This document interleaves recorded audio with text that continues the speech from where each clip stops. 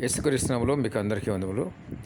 లోభత్వం అనేది లోబి అని కూడా అంటారు. అంటే పిసినవారు, పిసినితనం. అంటే వాళ్ళకి వాళ్ళు కూడా డబ్బు ఖర్చు పెట్టుకోరు. వాళ్ళకి ఏదైనా అవసరం వచ్చినా కూడా అలా సఫర్ అవుతారు కానీ డబ్బు ఖర్చు పెట్టుకోరు. వీళ్ళు పిసినవారు అంటారు. పిసిన వాళ్ళ బుద్ధి ఏంటంటే వేరే ఒకళ్ళు ఎవరైనా ఉచితంగా ఇస్తే దాన్ని పొందుకొని చూస్తూ ఉంటారు.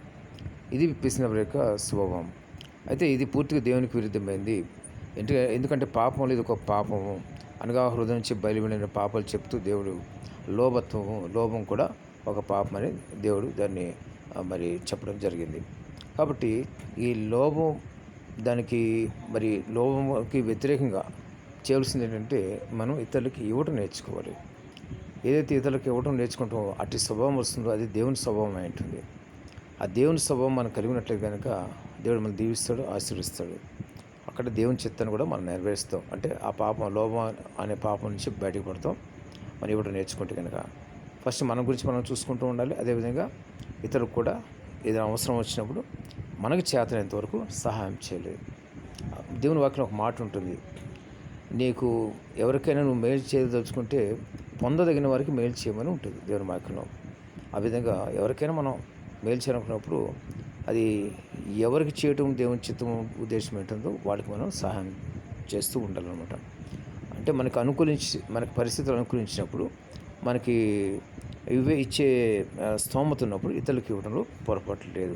ఇవ్వటం అంటే ఎలాగంటే అపురూపంలో కాదు కానీ దానం చేయడం. అది కూడా మనకి ఎంత ఇవ్వాలనిపిస్తే అంతనే ఇవ్వాలి. అది మరి తిరిగి వచ్చేది కాదు కాబట్టి. ఎందుకంటే అలాగే ఇవ్వటంలో దేవుడు చూస్తాడు. అది తర్వాత మనకి దేవుడు దానికన్నా కొంచెం ఎక్కువని మనకి వేరే రూపంలో మనకి సమకూరుస్తాడు. లేదా మనకి వ్యర్థమైన ఖర్చులు కాకుండా ఆ వ్యర్థమైన ఖర్చు నుంచి దేవుడు కూడా మనల్ని కాపాడు భద్రపరుస్తాడు. ప్రతి ఒక్కరు జ్ఞాపకం చేసుకోండి. మరి దేవునికి ఇవ్వటం అంటే ఈ విధంగా కూడా సహాయం చేస్తే కూడా మనం దేవునికి ఇచ్చినట్టే అవుతుంది అన్నమాట. మరి పేదలను కటాక్షించేవాడు ధన్యుడు అని చెప్పేసి ధన్యతలు చాలా ధన్యతలు శత్రువుకి దేవుడు అప్పగించుడు. ఆ తర్వాత రోగశాయం అయినప్పుడు దేవుడు మన స్వస్థపరిచిన కూడా దేవుని వాక్యం ఉంది.